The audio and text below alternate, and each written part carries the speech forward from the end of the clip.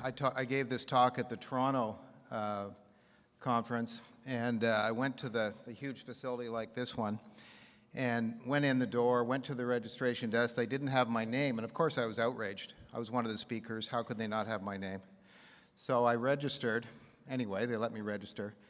I went through security, went up the escalator, only to find myself in a high-tech conference. So things went better this morning. I want to thank Farouk from AV for reducing my anxiety about presenting today. In fact, I think one of the advantages of doing this sort of thing annually is you really appreciate what anxiety feels like. Because I'm anxious, not going to lie, but it'll get better. What we're going to do today, so I don't have anything to disclose.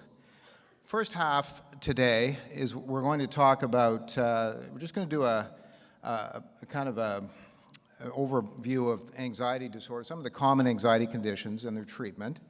And then in the last half, we're going to look at an algorithm we created called the Ottawa Anxiety Algorithm. So for those of you here who are looking for an algorithm about how to become anxious in Ottawa, this is not the presentation.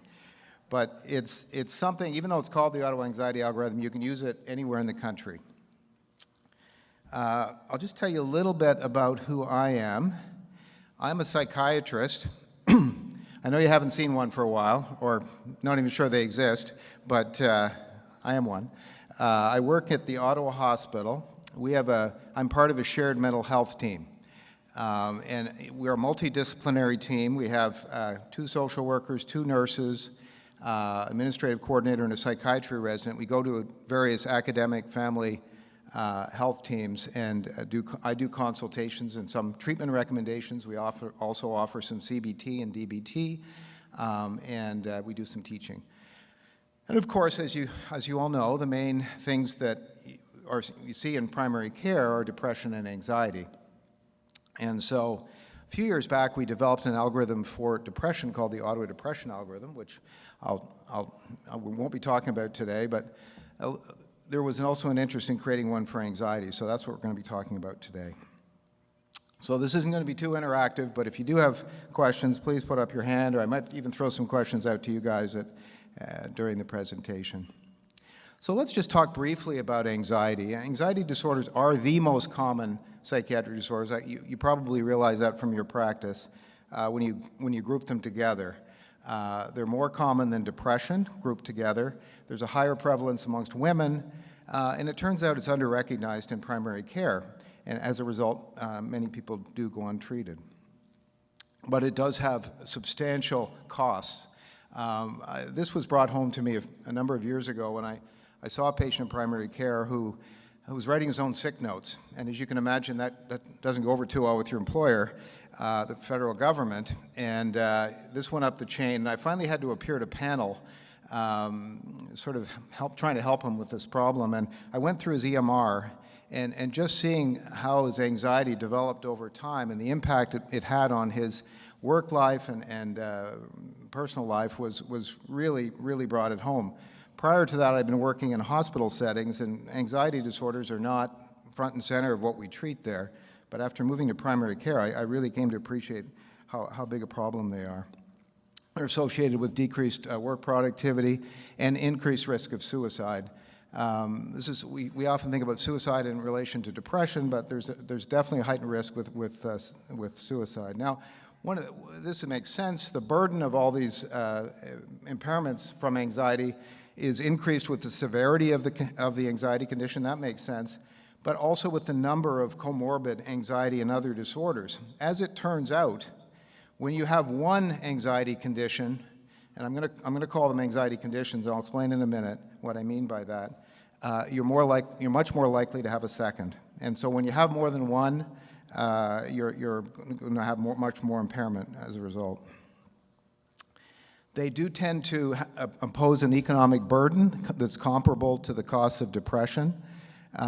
They incur twofold the primary care costs compared to someone without anxiety.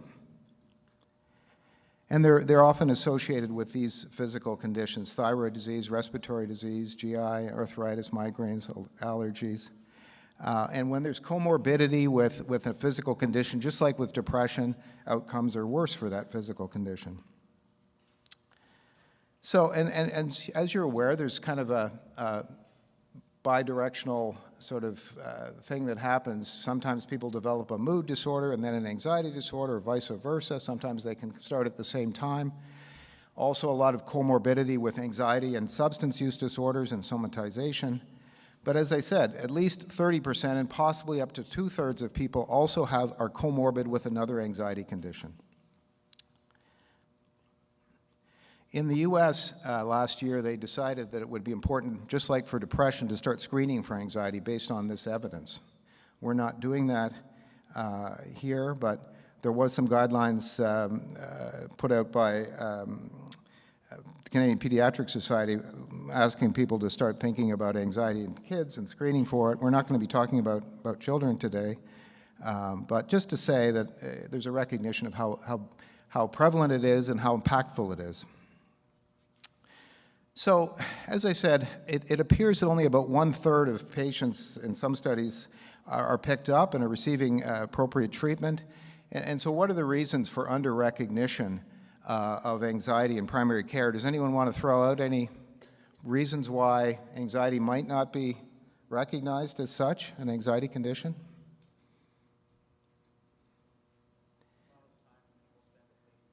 The amount of time people spend. I know how busy everybody is. It can be a barrier for sure. Absolutely. It takes time to make a diagnosis. We're going to talk about that shortly. Any other factors? Yeah. May not ask. May not ask. That's right. So it takes time. Don't ask. Patient denial. Patient denial, they don't want to admit they have a mental health condition, or they don't even know. There may be a lack of awareness. Do people come in with anxiety and say, I've got an anxiety? They come in with physical symptoms often. Stigma. I think these are all, I think, reasons why. And then there may be sometimes, in some cases, a lack of awareness or comfort with how to diagnose and manage anxiety conditions on behalf of some primary care practitioner. It's a much more complex sort of approach than it is for depression in some ways. What we're going to be talking about today are the anxiety conditions. And when someone comes in with anxiety, one of the take-home points I hope you'll have from today's talk is that anxiety is just a symptom. It's not a diagnosis, right? Just like fever is not a diagnosis. It's incumbent on us to find out what is causing the anxiety. Anxiety can be caused by a myriad of things, as you know. Some of it transient, some of it more prolonged or disabling.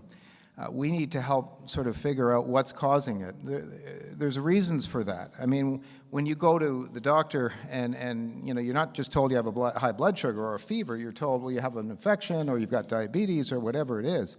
It's important for the patient to know, and the management is different. Even though, as we'll discuss in a few minutes, we know that SSRI CBT is likely good for all these things, there are nuances and differences in how they're managed. So, yeah, I mean, obviously there's lots of things that can cause anxiety, and we need to do our due diligence before we settle on whether or not people have one of the anxiety conditions.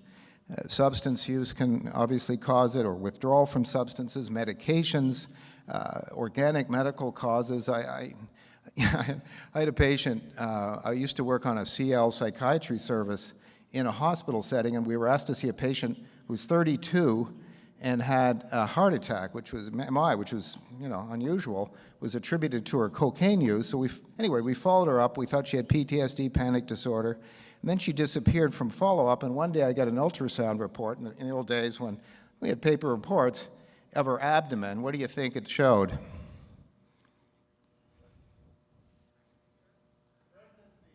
No, that's a good thought.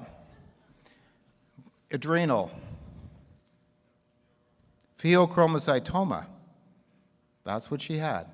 So, and these rare things do come up. In fact, after she had the adrenal tumors removed, we followed her up again. She continued to have panic disorder. And the panic disorder was triggered by showers. So her panic attacks, because they reminded her of the flushing from the FEO. So she actually did develop a panic disorder in the end. But anyway, these things are a little bit rare, but we need to keep our mind open to the possibility that there may be another cause, especially when people aren't getting better. I'm just going to briefly look at the DSM. I mentioned a few minutes ago about the distinction between anxiety conditions and disorders.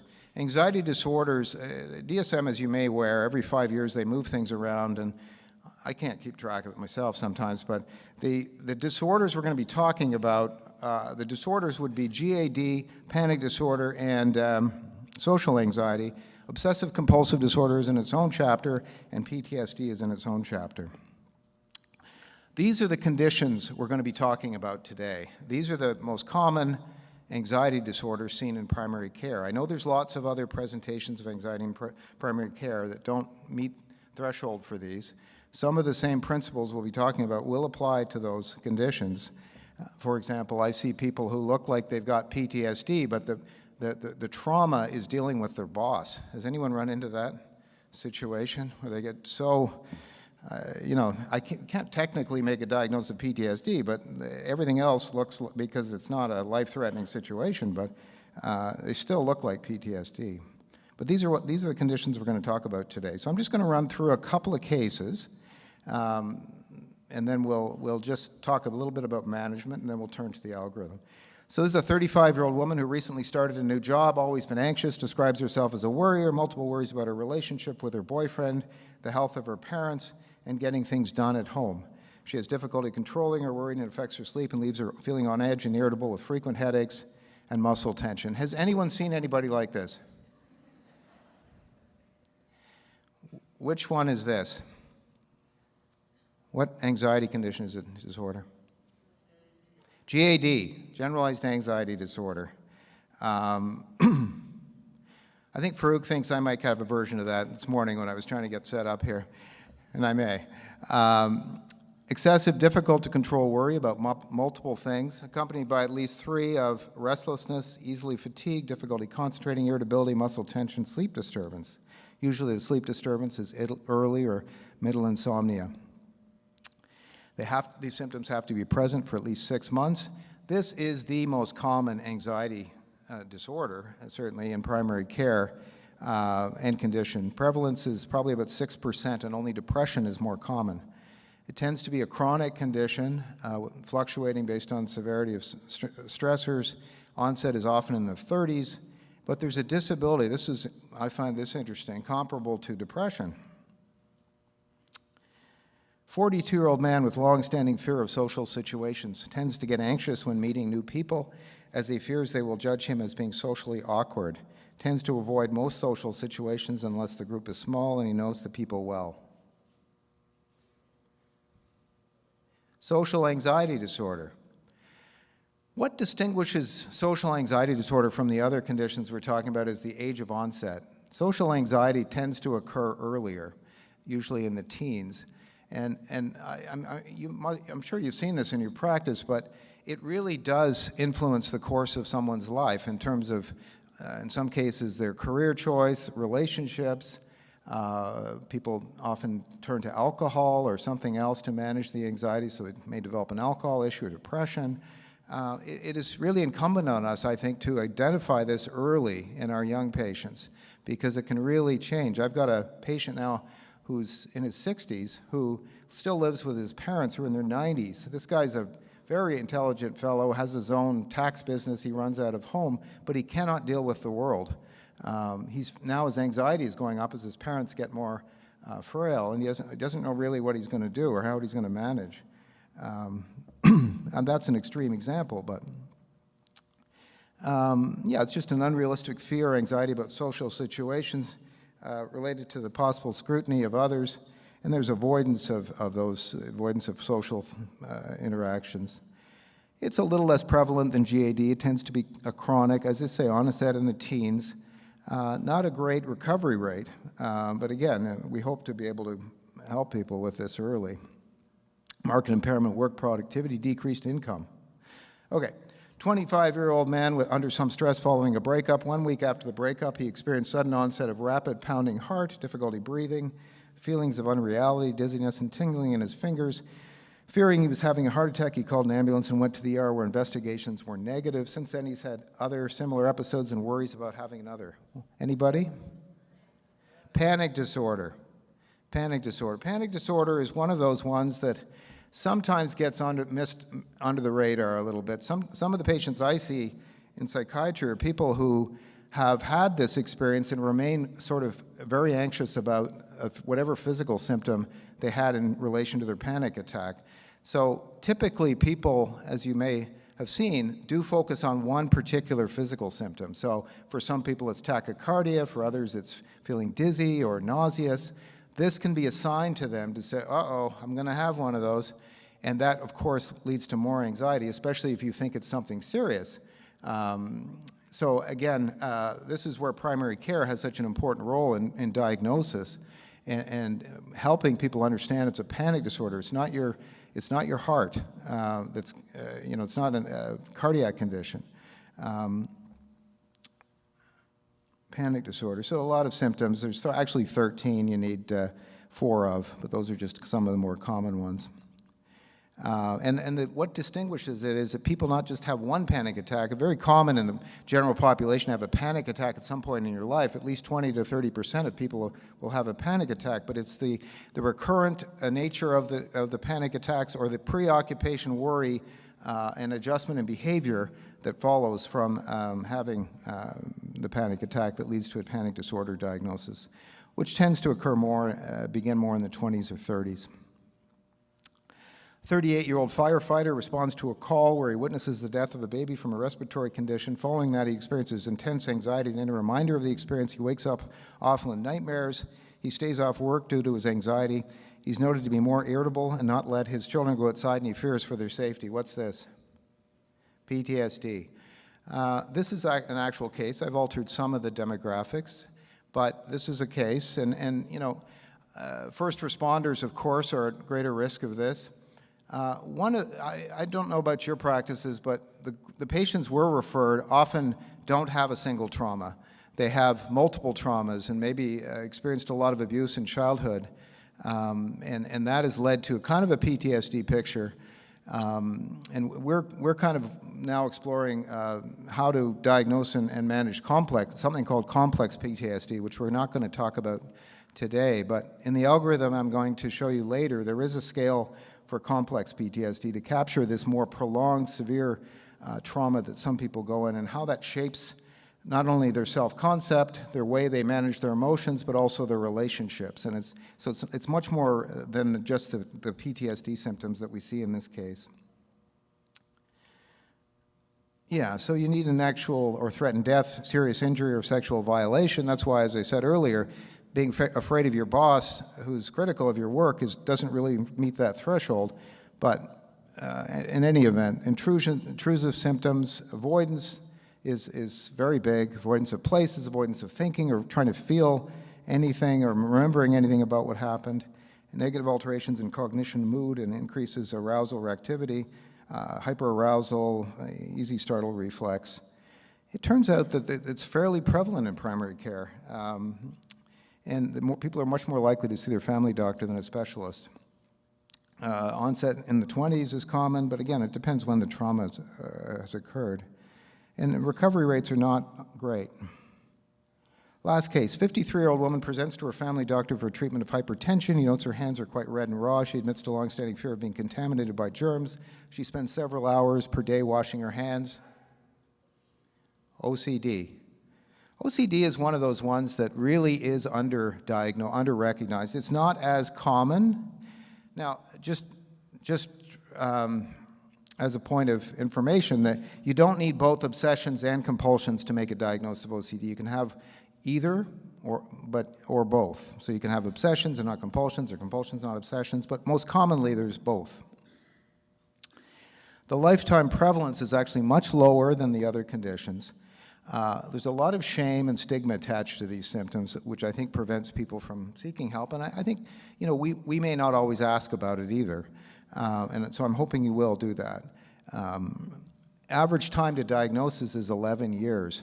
And this is a condition at the mild end that people sort of struggle with a little bit, don't tell anybody, but you know, it's tremendously relieving to people sometimes to be told that what they're experiencing has a name, and it's called OCD. So that's why I feel like, again, back to the diagnosis is so important.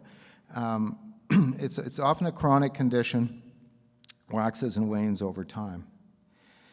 As I said earlier, lots of comorbidity with anxiety disorders, higher prevalence of physical health conditions.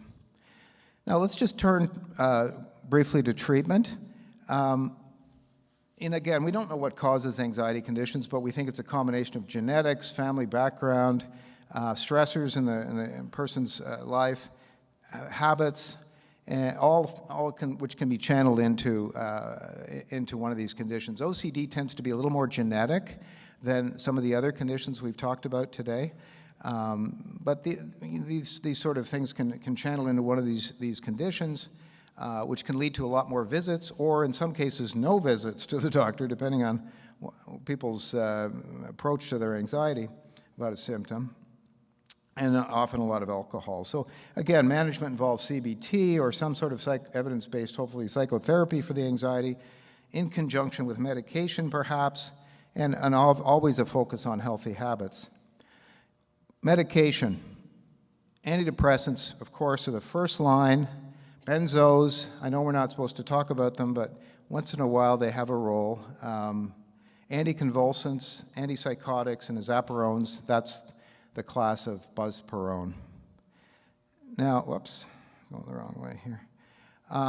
SSRIs, NSRIs, you know, are the first line. They don't all have indications for all the conditions we're going to talk about. This is a chart from Health Canada which shows all the conditions we've just talked about, which medications are indicated, or at least have approval, I should say. I don't worry too much about this, honestly. So, for example, paroxetine has an indication for all these conditions, but I never use paroxetine. Does anyone use paroxetine? I mean, there's nothing wrong with you if you do. Yeah. Okay, well, that's good. The reason I think it's fallen, I remember, I'm old enough to remember when it was marketed for anxiety, like a niched as an anxiety medication. Problem with paroxetine, a few problems, a very short half-life, which makes for a wicked withdrawal syndrome.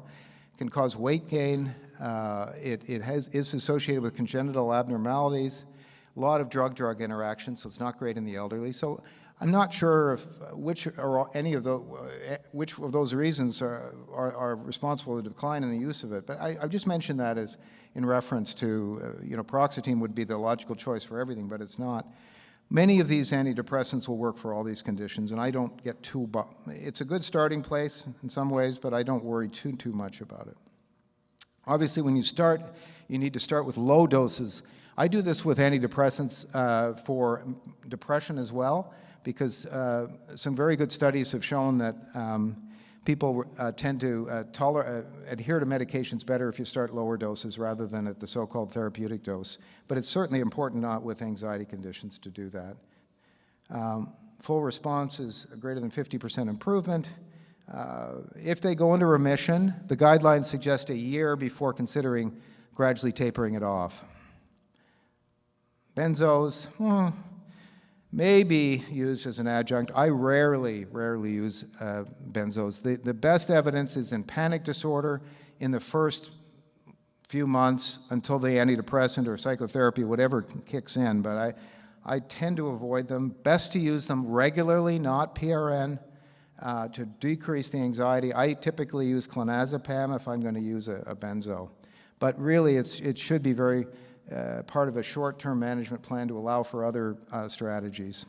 Anticonvulsants. Now, again, I'm going to mention a couple of medications here. I'm supposed to tell you when things are off-label. These are off-label use of these medications. Pregabalin and gabapentin. There is probably the best evidence in augmentation in anxiety conditions would be for these medications.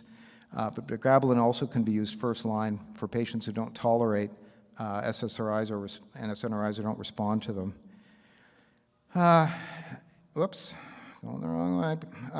Antipsychotics, again, reserved, off-label use, reserved for refractory cases.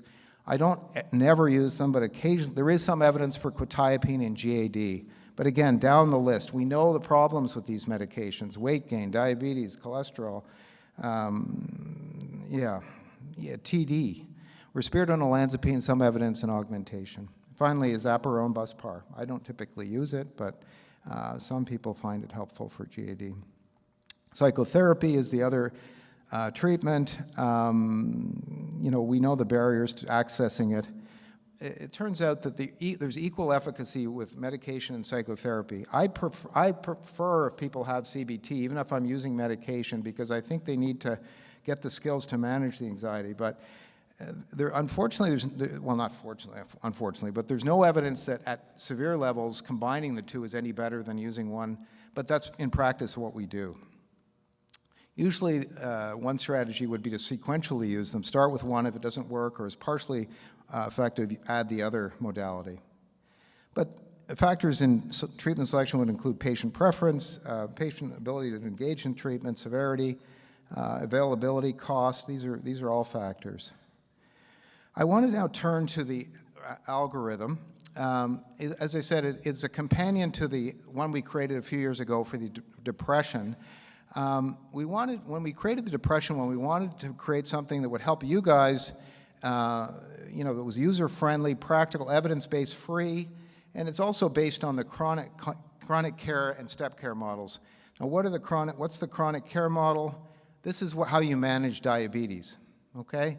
It's regular follow-up, it's team-based care, it's tracking something, a measure, it's self-management. This model has been applied in the management of depression in over 80 studies and shown better outcomes and it's less costly to treat people in this way.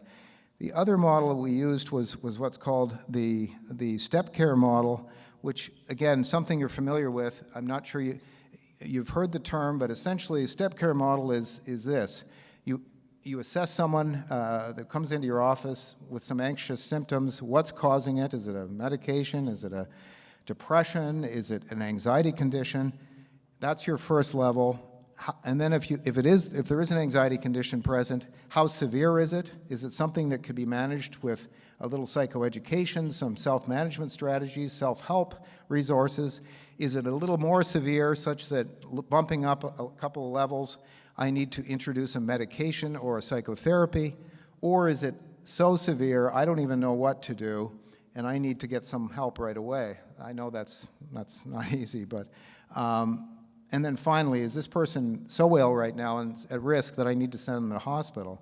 So that's kind of a step care model. Now you can start treatment, and let's say you're at sort of severity moderate level, you initiate a treatment, it doesn't work, you try something else, doesn't work, then you bump them up to another level where you get hopefully a consultation from a mental health professional who can advise you. So you can move up and down the pyramid here. So with that background, I'm just going to turn now to the algorithm itself.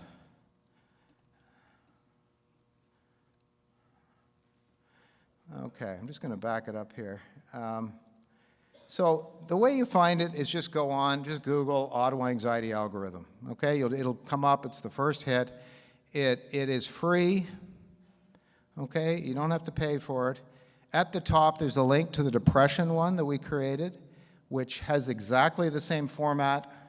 You'll see the same look to it, but different content. Okay, so that's the first thing.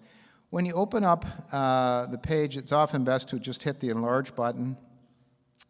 Across the top here, if you get lost at any time, just hit the home button if you're lost in the website. But I'm going to run through it somewhat quickly right now. There is a very short instructional video here, and I mean short. It's 2 to 3 minutes long. It'll take you through how to work both algorithms, okay? There's also a 2 to 3 minute video here on the medication part of the algorithm, which, as you'll see, we've put a lot of content in, and so it's got a separate video. So they're meant to be short, so don't worry about having to spend your evening watching a video on anxiety algorithm. You won't have to do that. So the next thing to know is that it's based on, it's sort of anchored in the G87. How many people know the G87? Okay, most people. But the G87, I'm just going to click on. One thing you'll see as I hover over these colored bubbles, the content of what's inside shows up. We took that from Wikipedia. So a little content there. Now, I'm just going to show you the G87 here quickly. This is the scale that we tend to use. Now, as you may know, it's based on GAD, Generalized Anxiety Disorder. It doesn't totally line up with the DSM-5 criteria, but it also turns out to be sensitive to panic disorder, social anxiety, PTSD. So it's a good way of, I see it as a way of assessing how much anxiety does a person have. Is it a mild amount, moderate, severe? I don't use it diagnostically, but we use it to assist us as we're working with patients and using something called measurement-based care. Measurement-based care is what you use when you're managing someone's diabetes with your hemoglobin A1C or their blood pressure, whatever. It's the same thing with a PHQ-9 or GAD-7. It's like, how severe is this anxiety? Is it responding to treatment? Studies in depression have shown better outcomes when you use rating scales on a regular basis. Okay? One of the clinics I work in, I don't know if anyone has their clinic set up like this, but they give the patients a tablet in the waiting room, and by the time I see them, the G87, PHQ-9, and this other scale here, which I'm going to put a shout out for, called the WSAS, which is a functional scale, pop up on their EMR. So as soon as I see the person, I've got that information in front of me, and of course I'm not just going to talk about their symptoms, but it is helpful to me, and I find it an efficient way to have that information there. But anyway, that's just an aside. So one of the other things you'll notice here is that there's sort of these columns. Now these are called swim lanes, and they're basically relate to that step care model we talked about. So this is assessment at the primary care, treatment at the primary care, when to involve a mental health professional, and when you might want to send someone to emergency or something like that. So I'm just going to quickly click on this button here. This is meant to help guide when you might want to screen someone. Remember, we talked about how anxiety can be underdiagnosed. So these are sort of scenarios when you might want to consider screening someone for an anxiety condition, and some ways to screen using some questions or some scales here. Now, again, just to navigate around the website, oh boy. I seem to have lost my mouse here.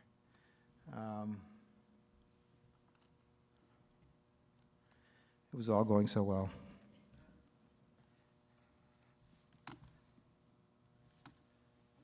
Yikes.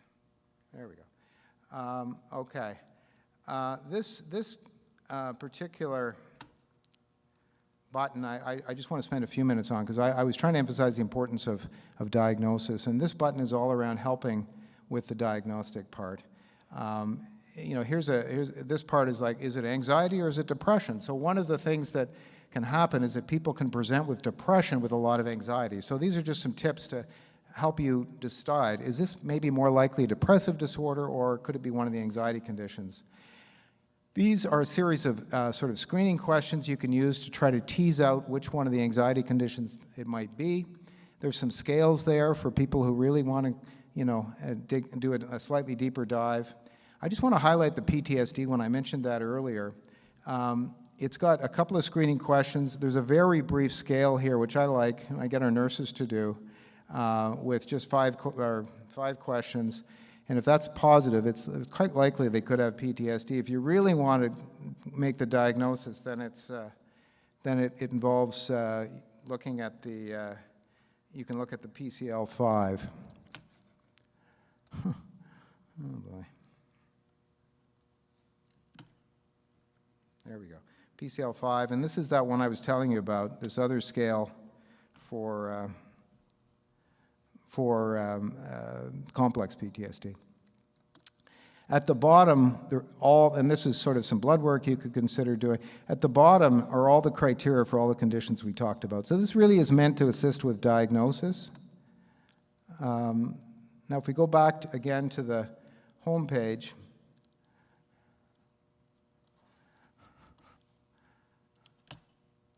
there we go. As we move down, we're sort of, I'm not going to spend a lot of time on this part, but this section is all about, the top right is all about assessing suicide risk, which, as I said, is elevated in anxiety conditions. So there's a lot of stuff in here that can assist with assessing suicide risk. At the bottom here, I just want to point out, I've included a couple of papers here. If anyone wants to brush up on their suicide risk assessment, there's a good paper here, and there's something called the CASE approach, which I absolutely love for assessing suicidal ideation. That's all I'm going to say about that whole section. Well, I will say one thing. For those of you who live, oh boy, mouse issue here.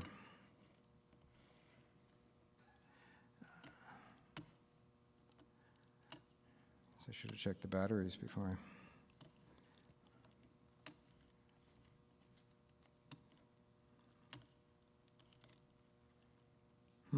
There we go. Oh boy.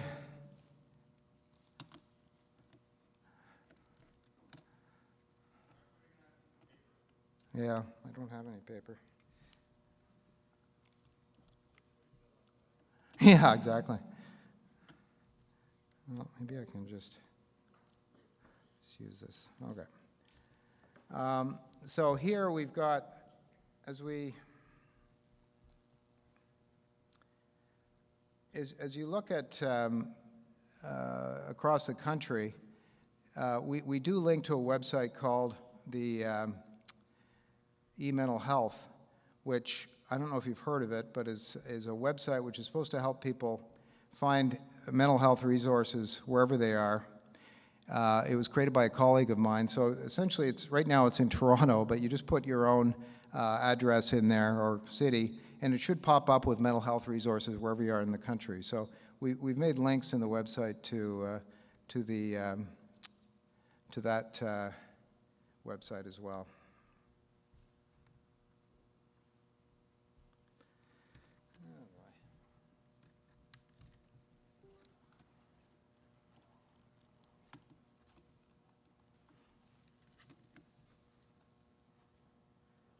All right.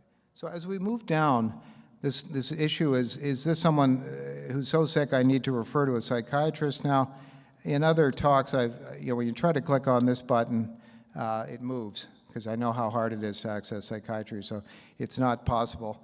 But this would include indications for a psychiatric consultation, again, linking to the eMental Health website for resources in your area. There are some unique resources there for Ottawa.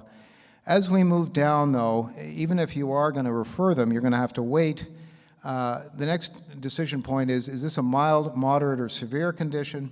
And if it's mild, moderate, or severe, you still need to provide people with information. And so this comes back to the chronic care model, the idea of providing people with information. So this page has a lot of resources on it. So I'm just going to show it to you quickly. The first part are some sort of so-called tools for immediate anxiety relief, which include some breathing strategies, both PDF, audio, handouts on the various conditions we've talked about, handouts on other topics of interest, which include things like diet, exercise, what are antidepressant medications, what is CBT, and then various websites. I really like this website, anxietycanada.com. Don't know if you've heard of it. Has anyone heard of it? Okay, so it's a Canadian website. It's all about self-help, self-management of anxiety conditions.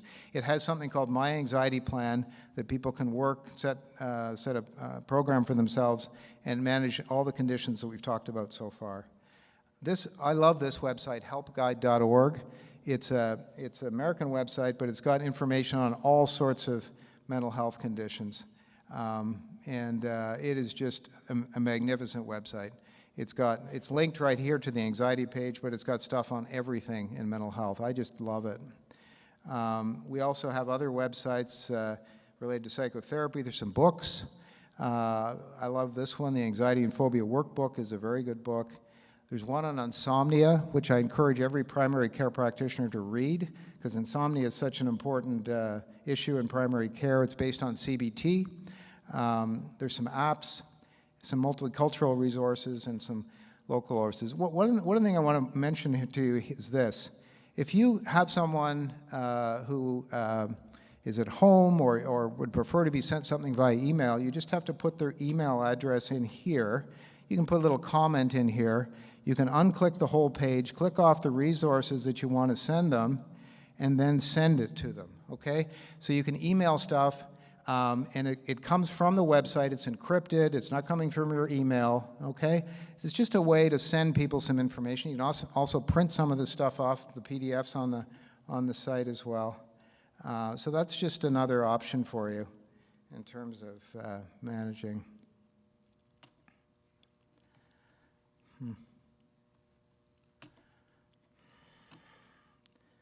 Still having problems here with the mouse. Okay. All right. Now, let's just go down here. We've talked about the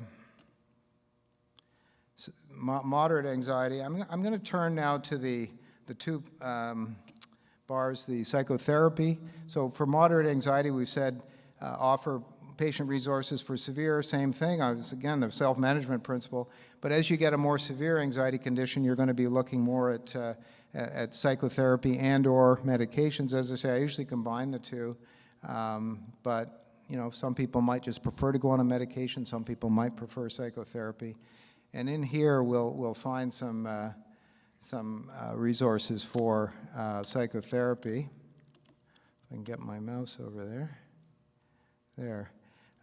So this is just a handout on PDF. Again, any of this can be sent to the person. Every page has an email function. These are just websites that are linked through eMental Health for your area for psychology resources and some resources that in some provinces are covered, such as Bounce Back. Now, I just want to spend the last part of the talk on the medication section. As I said, it's a rather extensive section, if I can get into it. There we go. So what we're going to see here is a table of the most commonly prescribed antidepressants. I don't have the tricyclics, just the more recent ones, grouped by class and listed alphabetically. Across the top, we have some suggested starting doses, target doses, maximum doses, some comments about side effects, and just some general comments about the medication. So if I go to the top,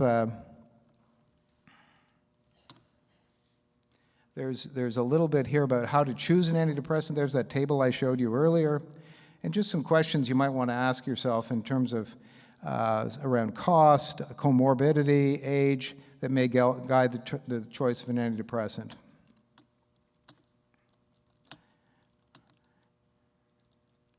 Now, if we choose one of the antidepressants, let's say a common one that we would choose would be escitalopram. You're going to find an algorithm for that medication, and that involves kind of this measurement-based care where you're trying to start at a low dose and titrate up gradually, looking at their G87 and their symptoms, their side effects. Your patient might go into remission, in which case you, here's some guidelines around how to continue. There's a link to a website which can help guide coming off the medication, that antidepressant table website there. Oh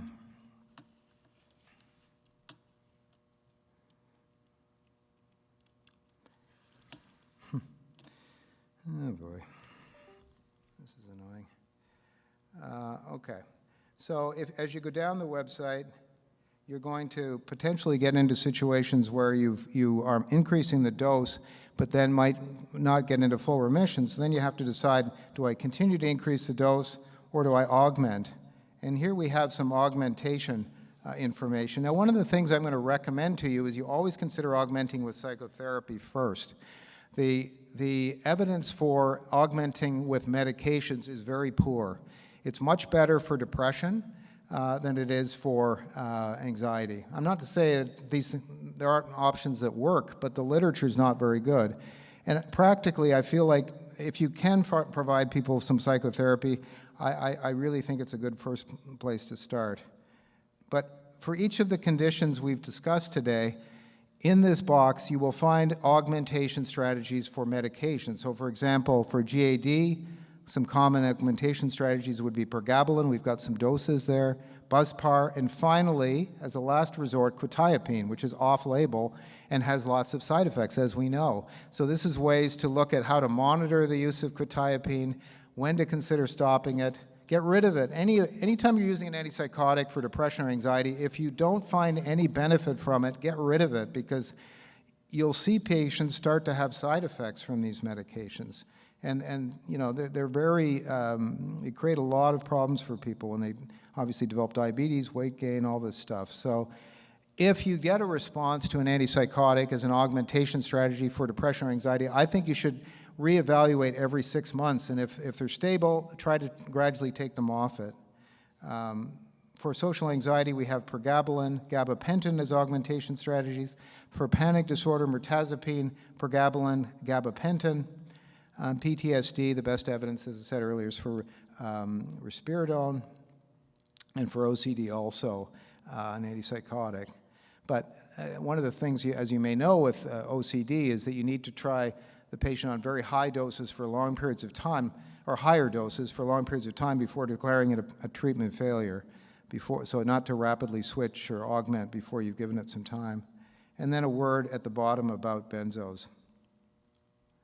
So that's just kind of an augmentation area that I think we get a lot of questions around medications for anxiety conditions. Now, if your patient's not really improving with your treatment, then it's sort of the decision is around do you augment or switch at that point? And here's some guidelines which we've taken from the depression literature. And then a little bit of information about switching. I tend to like to, if they haven't tolerated a first SSRI, certainly try another one, but I feel if someone's had a really robust trial of an SSRI, I will often move to an SNRI at that point, such as venlafaxine, just because maybe they need the added benefit of norepinephrine. And then OCD, as I said, you need higher doses. So that's kind of an overview of the augmentation and switching idea. Now, I don't know if you guys know, are you guys familiar with SwitchRx? Does everybody knows, who knows SwitchRx? Okay, half of you anyway.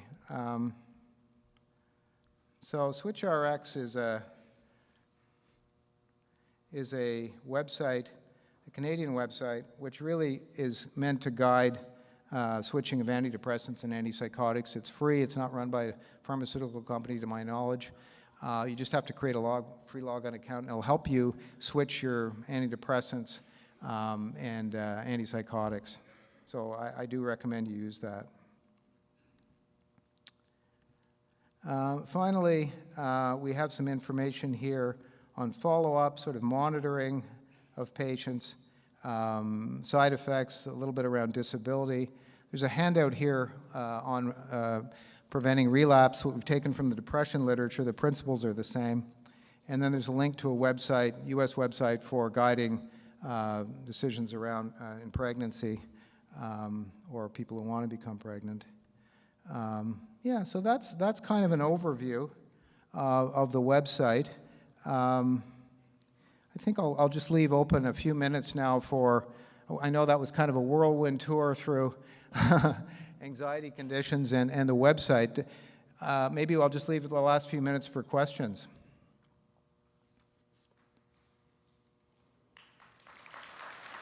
Sorry about the technical issues here. I forgot to bring my own mouse. Any questions? Anxiety? Sure. Hi. Not exactly related, but I find I'm often challenged with folks who present with both anxiety conditions and ADHD. Yeah. And then trying to decide which to kind of address first. Yeah. Wondering if you have any particular resources or thoughts on that. Yeah. Especially younger people these days, it seems more and more. Yeah. I mean, the general guideline around that is to treat the anxiety and depression first if it's severe. If it's more choose whatever condition appears to be more disabling. So if the anxiety is more of an issue, I would say tackle that first and then the ADHD, and similarly with depression. But if it's at the lower end, I mean, I get this question a lot, and it's not easy, I know, sorting out which is which. I mean, I do feel like ADHD is a whole other talk, but I do think we need to do a proper, do our due diligence around ADHD, because people do show up with a scale and say, I've got it, or I think I've got it, but we still need to make sure we do the childhood history and get some of the background. One of the better resources I've come upon, do you guys see that website, This Changed My Practice, UBC? One person? I recommend you look it up. It's meant for family docs, just giving them some pearls and on all manner of topics. It's called This Changed My Practice. And they've got one on ADHD, which I think is probably as good a tool out there for primary care just to assist with the diagnosis. So I think when it's at the mild end, I think first of all, establish whether they have ADHD, if you can, and then have a conversation with the patient around which is causing more impairment. I know that's a very simple answer, and it's not easy to do. But I think my first point of business is to make sure I get the ADHD. It's not just anxiety. That's, if they've performed well all their life and there's no signs of it in childhood, I would focus more on the anxiety, even if it's mild. But thank you. Yeah, I find it a lot difficult with the GAD-7, especially because it does not conform with the DSM-5. Yeah. And also, some patients come with adjustment disorders. Yes. They went through a rough patch, and they feel that either they have anxiety or depression, and they want to start the medication. And they do not want to practice any coping skills. Yeah. And how do you deal with those issues? Because they are very against us if we say you do not need medication at this point. Yeah. But they want it. But once we start it, it becomes difficult again from SwitchRx or going to deprescribing.org, all these cascades. So just to, as I showed you in that remission box, there is a link to a table. If you go to the right-hand side, it'll show you how to take patients off medications. Okay, so that's just aside. I think that's a great question. If you meet so for example with depression, if you meet the criteria for depression, even if there's a stressor, an obvious stressor, the DSM-5 will still say it's depression, it's a major depressive episode, even if there's a clear stressor. But if people have an adjustment, like let's say they don't meet criteria, they have an adjustment disorder, they want a medication, I mean, I think we have to take people where they're at. I mean, if it is possible a medication might help them, but I don't think it preempts you from saying, look, I'm not sure this is the only thing that's going to help you.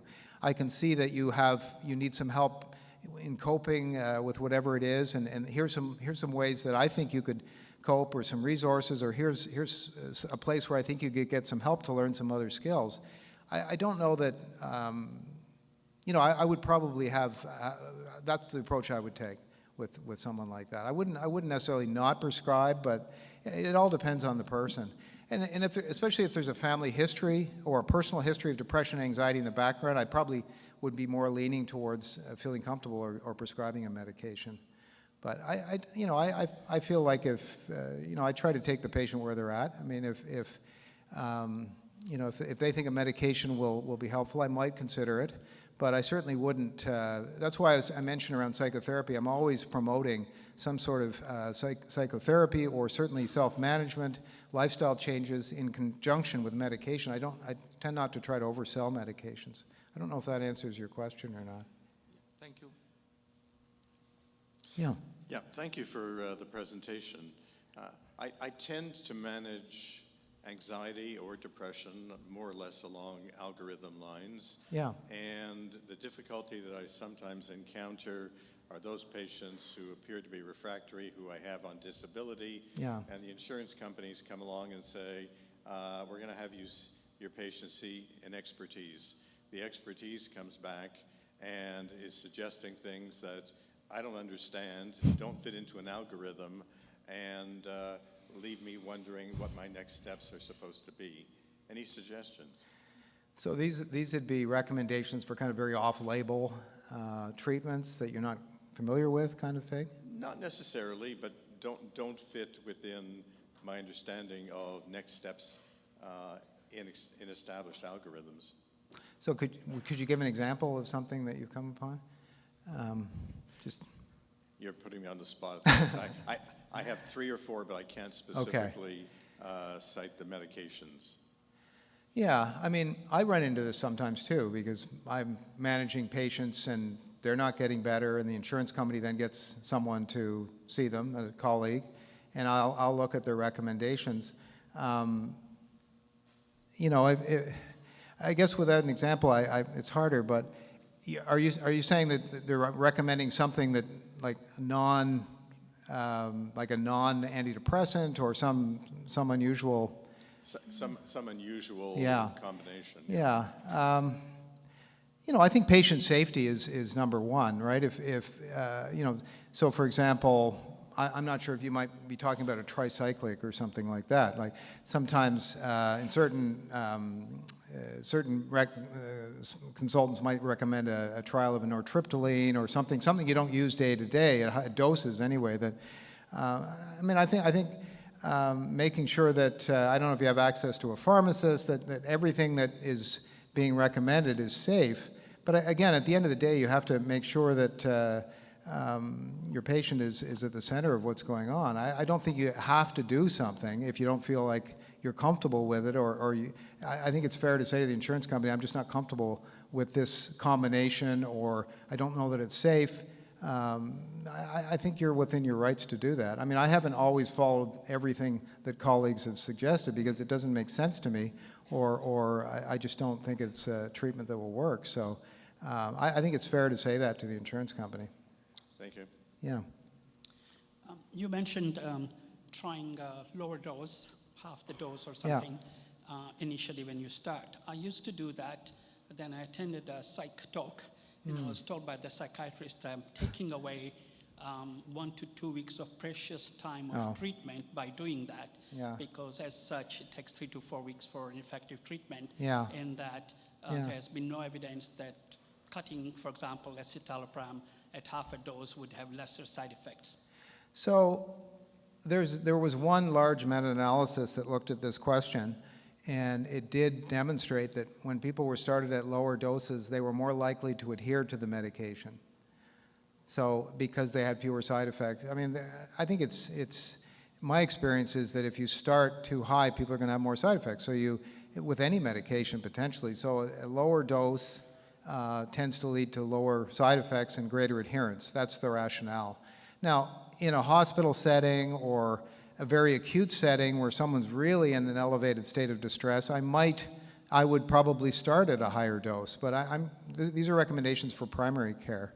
You can modify that if someone's very severely ill and you feel you want to get them up to a higher dose right away.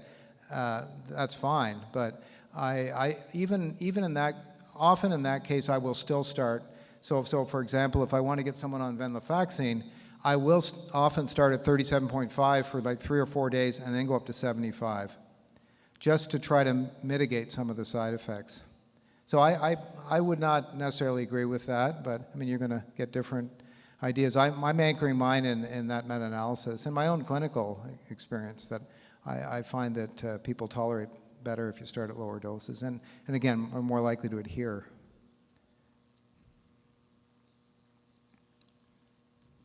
Thank you very much for the talk.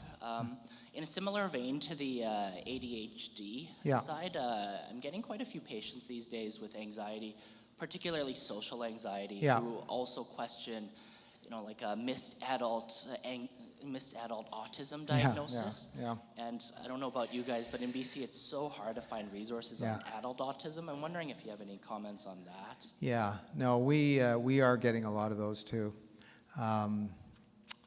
That's a tough one. I'm not going to lie. It's you know, I feel like it's pretty obvious when you see someone who has the classic autism. But this idea is it social anxiety? Is it autism? I don't have any good answers for you. We've stopped doing those because I frankly couldn't tell. I mean, this concept of people saying they've masked these symptoms of autism all their life, I mean, that's basically how people often present. I've masked, I've tried to figure out how to, and that may be true. I don't feel I can make that diagnosis. So we've in our clinics, we've come up with a list of resources that we hope people, I mean, if people have benefits, are fortunate enough in Ottawa because of the federal government, they might be able to see a psychologist, but we do have some other lower cost options where people can get an assessment. But we're not doing them ourselves. We tried, but I found it was too difficult. So I'm sorry, I can't give you any more help than that. No worries, thank you. I understand it's a super difficult topic. It is. It's difficult. Any other questions? All right. Well, thank you.